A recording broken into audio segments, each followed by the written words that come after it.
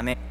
네, 아틀란타에 위치한 드루 신학교에서 신학교 교수로 계셨던 이정용 목사님이 주변성, Marginality라는 책을 쓰셨습니다. 이 예수님은 이 책의 내용이 뭐냐면 예수님은 주류 그리고 중심부에 있으셨던 것이 아니라 항상 주변부에 있으시고 그리고 변두리에 있으심으로 세상을 바꾸신 분이다라고 하는 어떤 그런 중심 내용을 가지고 있습니다. 이 책 안에 한 일화가 소개되어져 있는데요, 1960년대를 배경으로 하고 있는 이야기입니다. 이분이 출판일 때문에 가족과 함께 노스캐롤라이나의 그 살렘이라는 도시로 여행을 해서 이 출판 관계자인 이 베아트리체라는 백인 여성을 만나려고 했습니다. 그래서 그 당시에는 호텔을 인터넷으로 예약할 수 없는 시대였기 때문에 오후에 이렇게 늦게 살렘에 도착해서 홀리데이인에 들어가서 예약을 잡으려고 했습니다. 그러나 예약을 하지 못하고 주변에 여러 호텔들을 또 돌아다니면서 예약을 계속해서 하려고 노력을 했지만 결국은 예약을 하지 못했습니다. 그래서 시간이 많이 지나서 이제 배가 고파서 일단은 가족들과 함께 식당에 들어갔습니다. 식당에 들어가서 1시간 동안을 기다리고 있는데 테이블에 앉아서 기다리고 있는데도 주문을 받으러 오지 않는 것입니다. 그래서 이 모든 상황들이 해석을 할 때 이것은 인종차별이다라고 그거 외에는 달리 해석을 할 수 없는 그런 상황인지라 온 가족이 머리끝까지 화가 나서 식당을 나왔고, 그래서 나오면서 베아트리체 이분에게 전화를 해서 호텔 예약을 좀 해달라고 부탁을 했습니다. 근데 이 베아트리체라는 이분이 전화로 예약을 하는데 너무나도 쉽게 호텔 예약이 된 거예요. 근데 그 예약된 호텔이 바로 어떤 호텔이었냐면 바로 몇 시간 전에 예약을 거부당했던 그 호텔이다라고 하는 것이죠.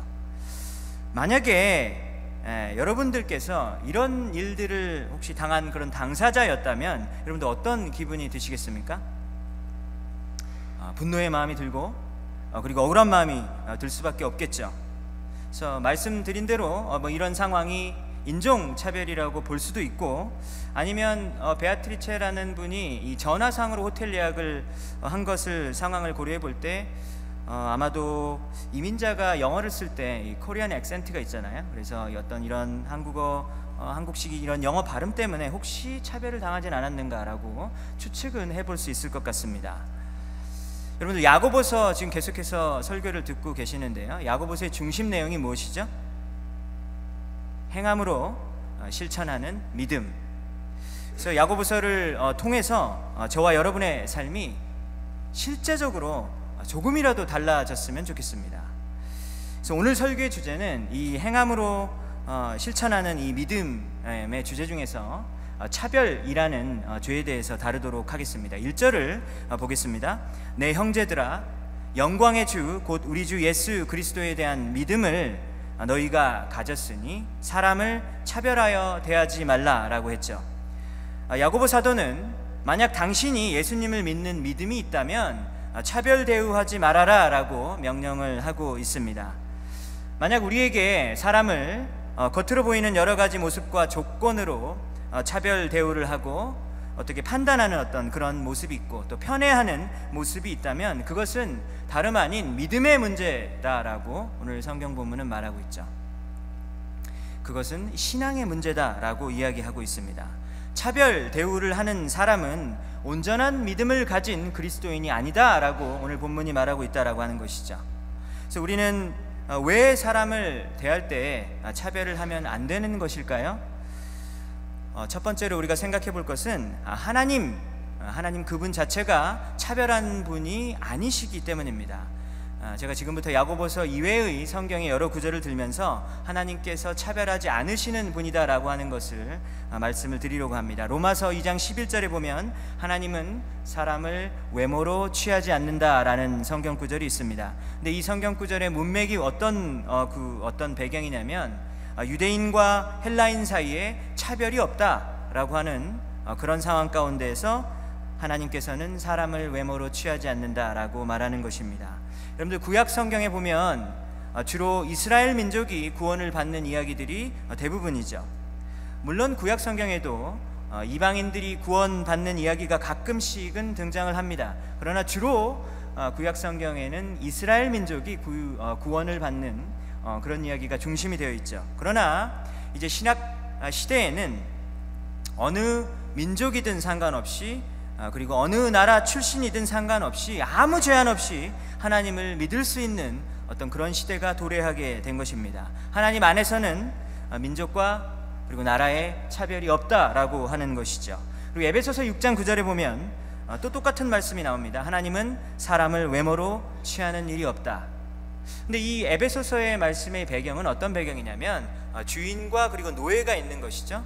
노예 제도가 여전히 있었던 시대에서 주인과 당신의 신분이 주인이냐 아니면 노예이냐에 상관없이 하나님께서는 모든 사람을 동등하게 받아주신다라고 하는 그런 이야기입니다. 그 당시 시대적인 상황을 고려해 볼 때 이 에베소서 6장 9절의 이 말씀은 하나님의 아주 급진적인 선언이라고 할 수 있습니다. 그때만 이런 신분 차별이 있는 것이 아니라 현대 우리 시대를 살고 있는 우리에게도 사회 계급이 있습니다. 뭐 금수저, 뭐 흙수저, 뭐 이런 이야기를 하고, 그리고 뭐 갑과 을의 관계 이런 것들이 있다고 하는데요. 분명히 이런 것들이 보이지는 않지만 존재하고 있다라고 하는 것이죠.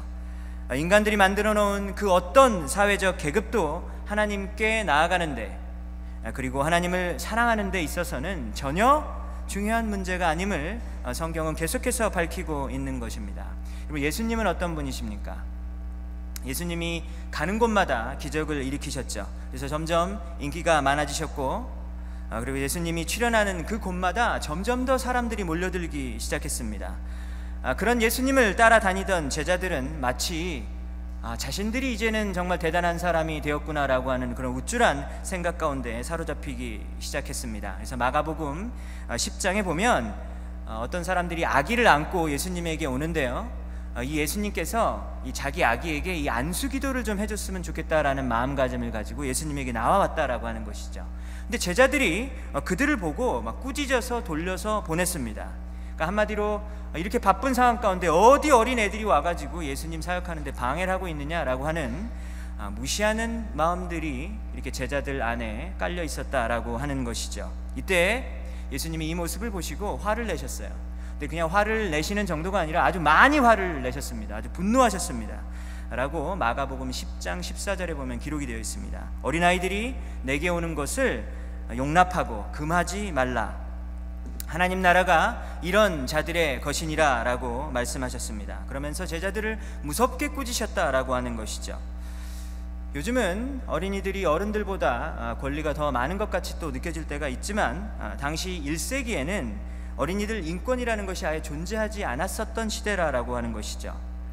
그런데 예수님께서는 사람들이 무시했던 자들을 두 팔 벌려서 받아주시고, 그리고 두 팔 벌려 환영해 주시는 분이었다라는 것을 우리는 알 수 있습니다.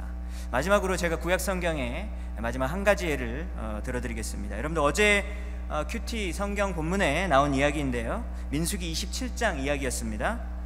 거기에 보면 므낫세 지파 자손 중에서 슬로보앗이라는 사람이 있었어요. 근데 슬로보앗이라는 사람이 아들이 없었습니다. 아들이 없고 딸만 5명이었습니다. 그래서 이때가 어떤 상황이었냐면, 이제 출애굽을 하고 나서 이스라엘 백성들이 이제 강만 건너면, 요단강만 건너면 이제 약속의 땅 가나안으로 들어갈 수 있는 바로 그런 찰나에 있었던 순간이었습니다. 주위 모든 사람들은 굉장히 들뜬 마음이 있었다라고 하는 거죠. 이제 내가 내 집을 짓고 살겠다, 그리고 내 땅에서 내가 농사를 짓고 살겠구나 라고 하는 어떤 기대에 부풀어 있었던 그런 상황이었습니다. 그러나 이 슬로보앗의 딸들은 자신들이 남자가 아니라는 이유로 아버지의 재산 상속을 받을 수 없었다라고 하는 것이죠. 당시 율법에 의하면 아들에게만 물려줄 수가 있었기 때문입니다. 그래서 이 슬로보앗의 딸들이 모세를 찾아와서 이런 상황을 좀 구제해달라고 부탁을 합니다. 이제 모세가 대답을 해야 되는데요, 굉장히 어려운 상황이죠. 그래서 모세가 하나님께 기도를 했습니다. 그래서 하나님께서 모세에게 대답을 해줬는데요, 뭐라고 대답을 해주셨냐면, 슬로보앗의 딸들이 땅을 반드시 받을 수 있게 해라 라고 그렇게 지시했습니다. 그리고 재산을 상속받는 그런 여러 가지 규정을 하나님께서 모세율법을 또 새롭게 주셨다라고 하는 것이죠. 당시 남성들만 사람으로 대우를 하던 그런 시대였습니다. 사람들 숫자를 셀 때에도 1명, 2명, 3명 세다가 여자가 나오면 그냥 건너뛰는 거죠. 어떤 그런 시대 가운데 있었는데 그런 시대 상황을 고려하면 이 하나님께서 주신 이 명령이 얼마나 급진적이고 파격적이었다라는 것을 우리는 충분히 알 수 있습니다. 여러분들 갈라디아서에 보면요, 하나님 안에 더 이상 남자와 여자가 없다라고 있거든요. 근데 그것이 신약 성경에만 나온 것이 아니라 이렇게 성경의 앞부분에도 이렇게 기록이 되어 있다라고 하는 것이죠. 정리를 해보겠습니다. 우리가 사람을 차별하면 안 되는 이유가 무엇이죠? 하나님께서 차별을 하지 않으신 분이기 때문에 우리는 차별을 해서는 안 되는 것입니다. 성경을 쭉 계속해서 훑어보면 하나님께서는 차별을 하지 않는 분이다라고 계속해서 기록이 되어 있다라고 하는 것이죠. 하나님께서는 사람들과는 달라요. 그래서 그 사람을 바라보실 때 외적인 조건을 보지 않으시고 한 명 한 명을 귀하게 보신다라고 하는 것입니다. 근데 오늘 아침에 여러분들 예배를 이렇게 나오셨는데요, 예배를 나오신 분들 중에서 차별이 나쁜 거다 이거 모르시는 분들은 없을 것 같아요.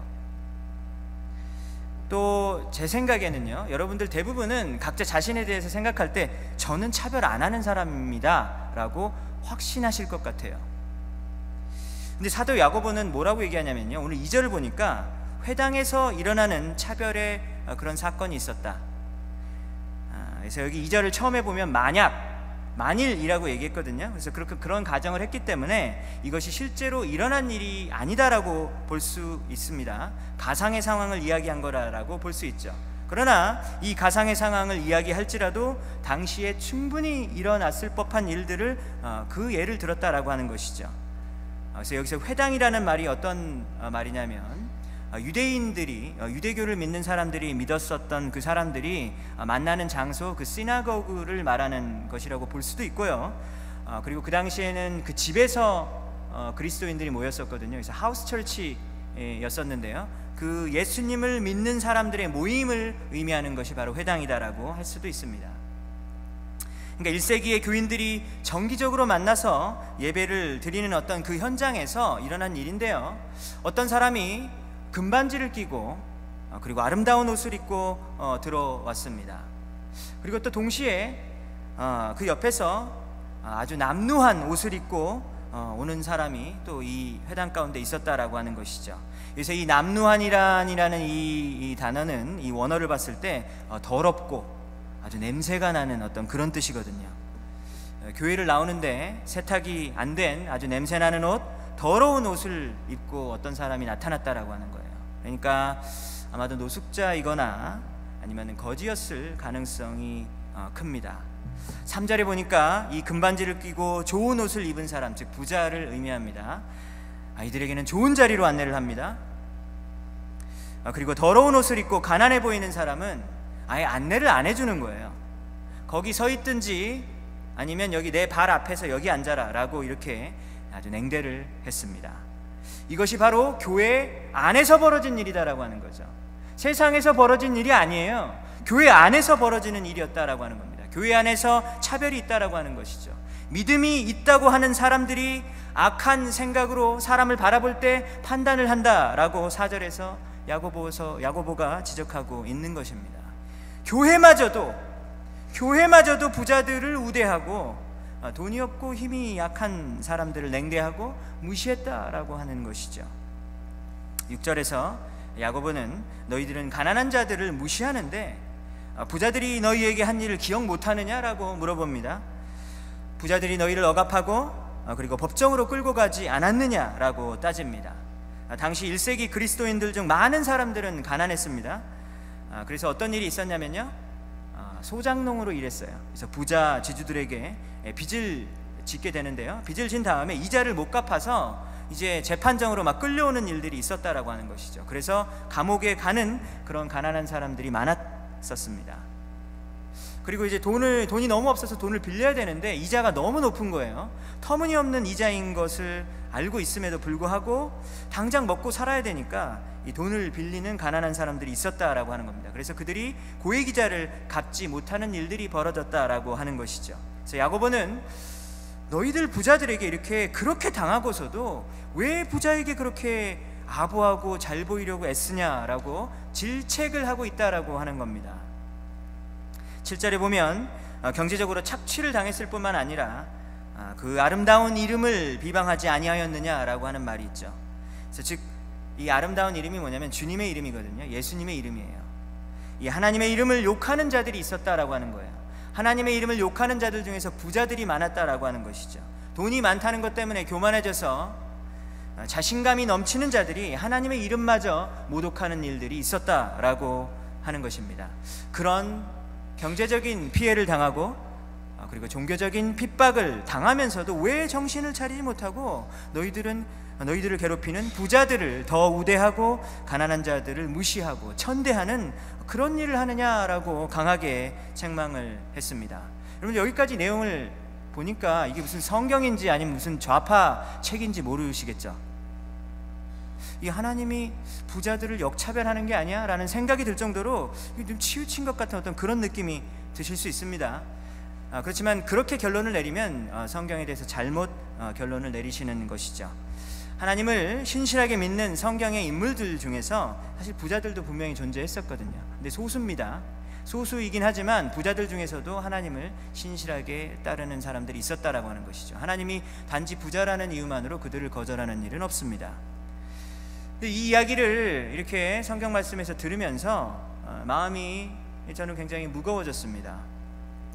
왜냐하면 문자 그대로 만약에 이런 똑같은 일이 지금 우리 교회에 만약에 일어난다면 과연 우리는 어떻게 행동을 할 것인가?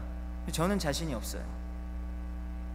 만약 이곳에 누가 봐도 지저분하고 그리고 냄새나는 옷을 입고 들어온다면 과연 여러분들은 차별하는 죄를 짓고 또 판단하는 죄를 짓지 않으실 수 있으시겠습니까?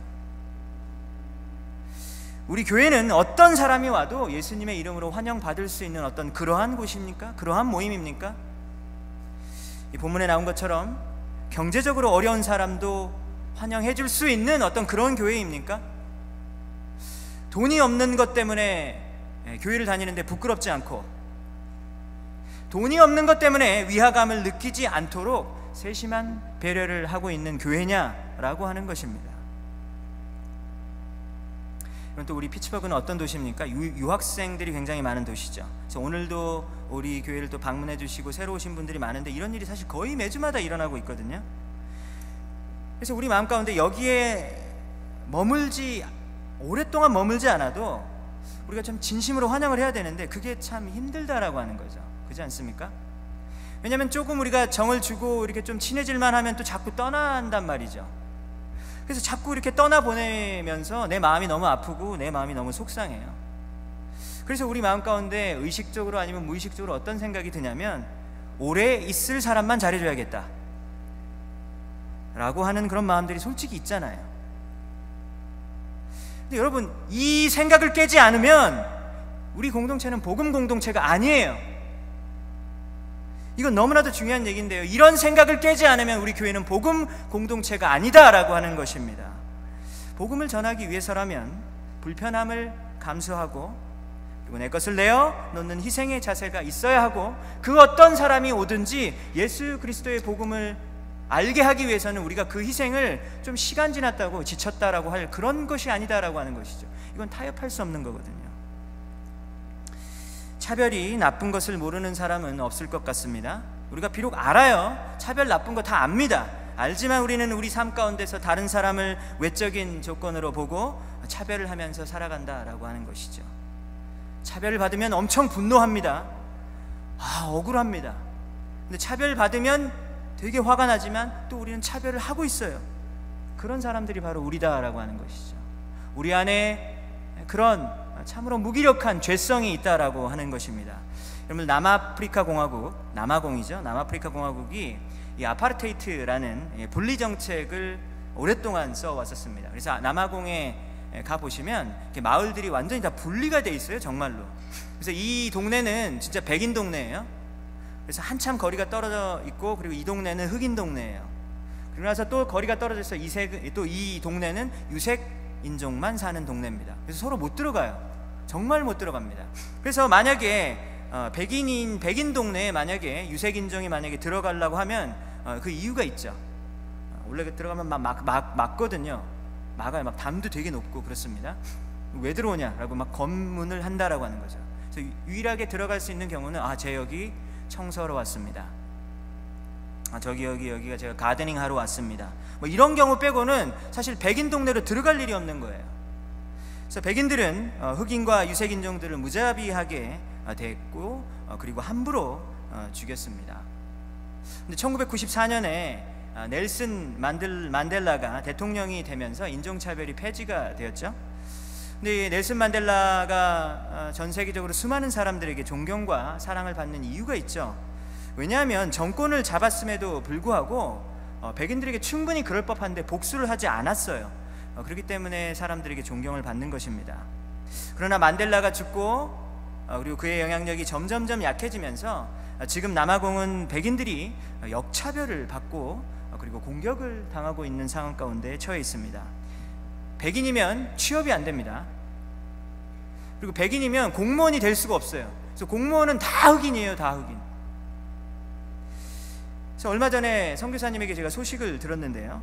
이 와인 농장, 그 포도밭이 굉장히 남아공은 굉장히 유명한데 이 와인 농장의 백인 주인이 간밤에 흑인들에게 살해를 당하는 일들이 계속 전국 곳곳에서 일어나고 있는 거예요.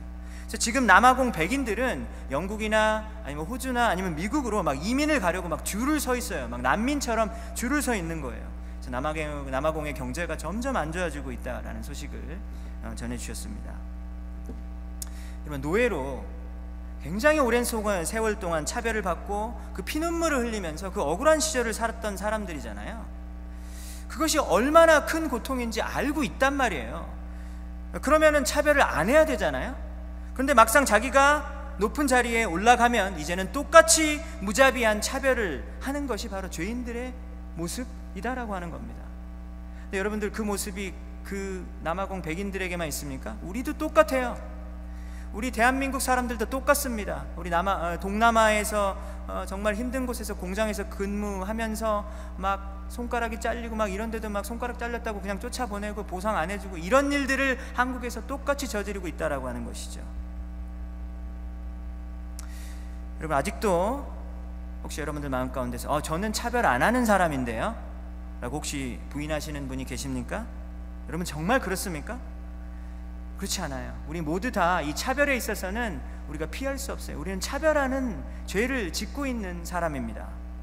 우리는 하나님과는 달리 예쁘고 그리고 잘생기고 그리고 외모가 뛰어난 사람을 막 좋아하죠. 우리는 가난한 사람보다 부자와 친해지려고 합니다. 무능해 보이고 재능이 없어 보이는 사람보다 실력 있고 특출한 재능이 있는 사람들에게 막 끌린다라고 하는 것이죠. 어떤 사람이 가난한 나라 출신 사람이 있고 그리고 아주 선진국 출신 사람들이 있습니까? 어느 사람에게 더 잘 대해주려고 합니까? 우리 선진국 사람들에게 더 잘 대해주려고 하는 그런 성향이 우리 마음 가운데 있다라고 하는 것이죠. 그래서 오늘 설교를 들으면서 사람은 외모를 보거니와 여호와는 마음의 중심을 보신다라고 하는 이 사무엘상 말씀이 바로 나를 두고 하시는 말씀이구나 라는 것을 겸손하게 받아들이는 분들에게 하나님의 은혜가 있을 줄로 믿습니다. 그렇습니다. 우리는 차별 받기 싫어하지만 차별의 죄를 짓고 사는 사람들이죠. 근데 사실 우리도 이유가 있어요. 우리도 차별하는 이유가 있습니다. 괜히 그렇게 하는 건 아니죠. 우리가 어떤 사람을 차별하는 이유, 그 사람을 계속해서 피하는 이유가 나름 있다라고 하는 겁니다. 그 이유가 뭐죠? 우리에게 사실 아픈 경험이 있거든요. 이번 주에 제가 한 청년에게 들은 이야기입니다. 그래서 이 청년이 아침에 이렇게 출근하면서 주차 금지 지역에 어떤 사람이 이렇게 차를 대려고 하고 있었대요. 그래서 이 아주머니가 이제 차를 대려고 하니까 이 친구가 이 아주머니에게 말을 한 거예요. 여기에서 주차하시면 안 됩니다. 여기는 주차 금지 지역이고 여기서 주차하시면 버스가 여기 못 들어옵니다. 근데 이 친구가 버스를 기다리고 있었거든요. 그래서 그 말을 한 거예요. 근데 이 청년이 이 말을 하자마자 아주머니가 막 욕을 하면서 막 소리를 지른 겁니다. 영어로 막 욕을 한 거죠. 그래서 제가 설교니까 굉장히 순화해서 번역을 해드리면 입 다물어. 입 다물었는데 이제 굉장히 욕이 섞여 있는 거죠. 입 다물어. 지금 내가 무슨 인종이라서 이러는 거야. 막 이러면서 이분이 막 광분을 하면서 막 소리를 막 이 청년에게 막 질렀다고 합니다. 이 청년이 너무 상처를 받은 거예요. 그래서 본의 아니게 자기가 인종차별을 한 사람이 된 거죠. 그래서 이 친구가 저한테 그러더라고요. 목사님, 저 한국 가서 살고 싶어요. 그러더라고요. 그래서 또 이 말을 합니다. 목사님, 이제 무슨 인종 여자들은 무섭대요. 제가 지금 이 친구 비판하는 게 아닙니다. 왜냐면 우리 모든 사람들에게는 어떤 일이 있냐면, 어떤 공통된 특징을 가진 사람에게 여러 번 우리가 반복해서 피해를 당하면, 그렇게 생긴 사람들, 아니면 그거랑 비슷한 부류를 가진 사람들이 딱 오면 편견이 생긴다라고 하는 것이죠. 그래서 다음번에 또 그렇게 비슷한 사람을 또 만나게 되면 마음속에 막 방어하려는 마음이 먼저 듭니다. 그리고 그 사람을 막 거리를 두고 싶죠. 막 피하고 싶은 마음이 그냥 자동 반사적으로 막 든다라고 하는 것이죠. 자라보고 놀란 가슴, 소뚜껑 보고 놀랍니다. 트라우마가 생기는 것이죠. 그래서 내가 이 정도 피해를 입었는데 제가 그럴만하지 않습니까? 라고 따지고 싶다라고 하는 거죠. 우리 마음속에서 제가 이런 피해를 당했으니까 이런 사람을 차별할 수밖에 없죠 라고 말을 한다라는 것이죠. 제가 하는 차별은 정당한 차별입니다.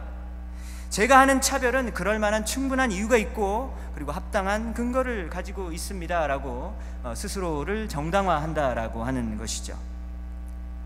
그래서 이 생각을 깨는 게 정말로 쉽지 않습니다. 우리가 이 차별하는 이런 습관이 있거든요. 이 차별하는 어떤 태도가 있는데 이거를 깨기가 정말로 어렵다라고 하는 거예요. 근데 그러함에도 불구하고 말씀에 순종하는 것이 참 신앙입니다. 내가 받은 상처와 그리고 내가 받은 피해에 계속해서 머물러 있는 것이 아니라 예수님의 복음 가운데 머물러 있어야 된다라고 하는 것이죠.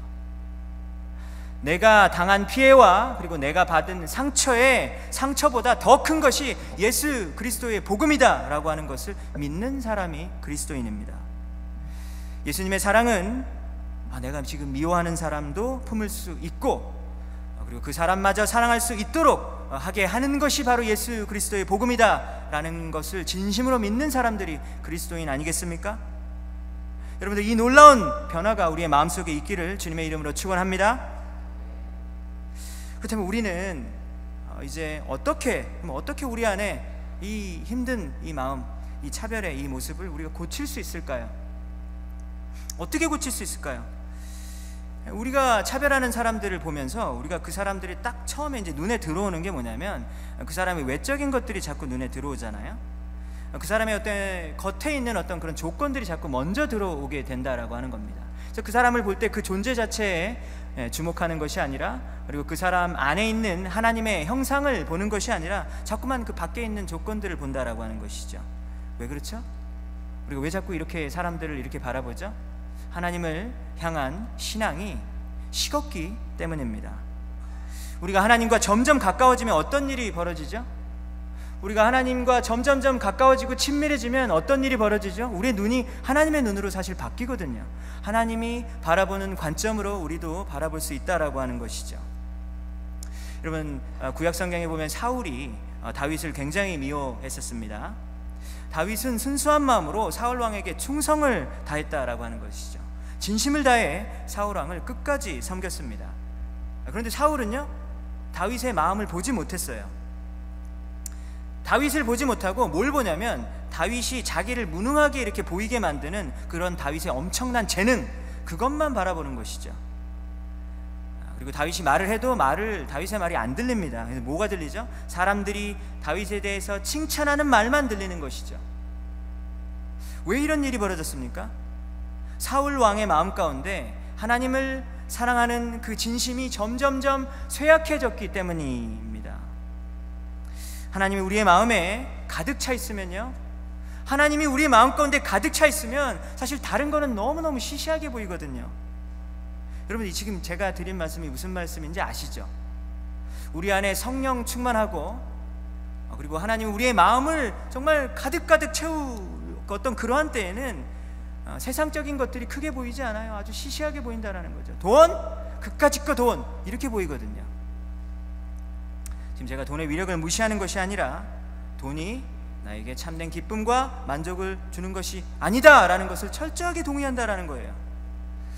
하나님으로 가득 찬 사람은 그 하나님의 사랑의 눈으로 다른 사람을 바라볼 수 있습니다.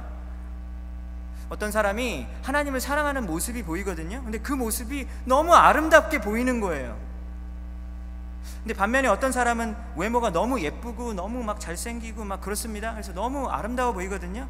그런데 그 사람이 하나님을 사랑하지 않고 세상적인 것에만 관심이 있을 때 그 외적인 매력들이 오래가지 못하는 것이죠.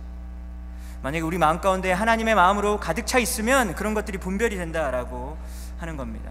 그래서 오늘 여러분들 말씀을 듣고 차별하지 말아야겠다 막 몸부림치고 막 결심을 하고 막 이런다고 이게 되는 게 절대 아니다라고 하는 것이죠. 어떻게 해야 될까요? 우리는 하나님께 드리는 예배를 회복해야 됩니다. 우리는 하나님을 향한 사랑을 회복해야 합니다. 여호와를 찾으라, 그리하면 너희가 살리라 라고 아모스서 5장 6절에서 말했습니다. 여러분들, 우리가 살 수 있는 딱 한 가지 방법이 있어요. 우리가 살 수 있는 딱 한 가지 방법이 있어요. 그게 뭐죠? 여호와를 찾는 거예요. 그리고 우리가 하나님을 찾지 않으면 우린 다 죽어요. 멸망하는 길로 갈 수밖에 없다라고 하는 것입니다.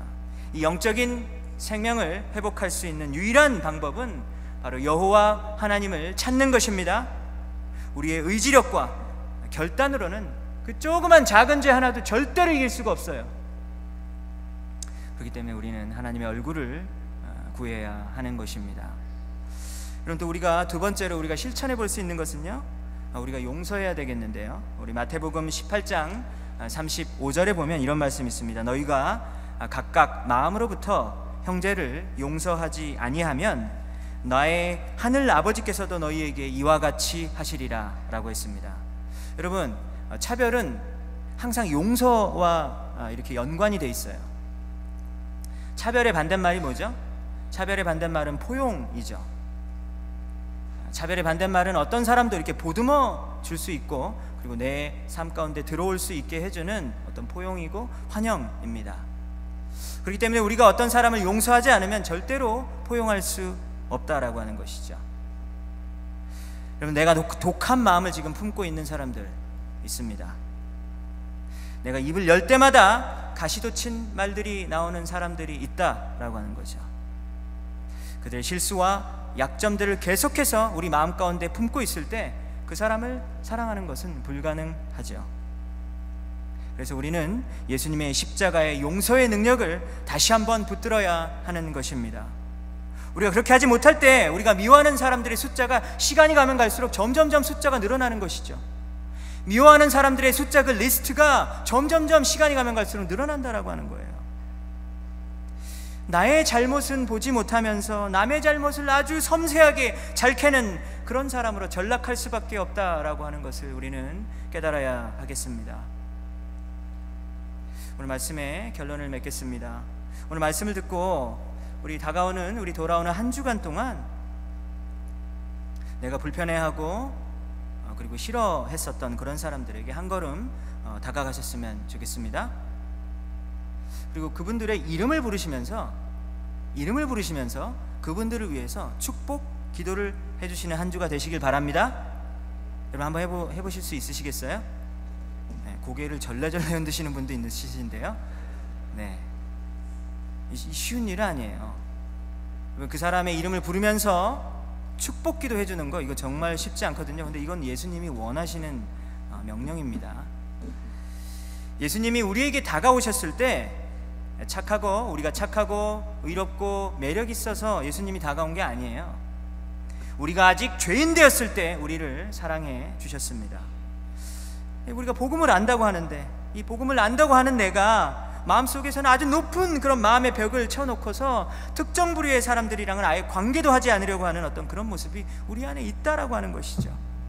여러분, 이번 한 주 동안 그러한 장벽이 무너지는 그런 놀라운 성령의 은혜가 우리 가운데 있길 원합니다.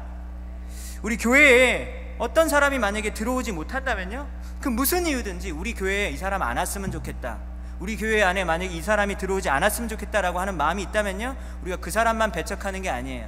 예수님도 함께 못 들어와요. 그 사람만 못 들어오는 게 아니라 예수님도 우리가 거부하는 거다라고 하는 겁니다. 오직 하나님 한 분만을 높이고 사랑하고 우리가 하나님께 관계를, 하나님과의 관계를 회복하는 우리 모든 피츠버그 한인중앙교회 성도님들이 되시기를 주님의 이름으로 축원합니다. 이 시간에 다 같이 일어서셔서 우리 찬송가 94장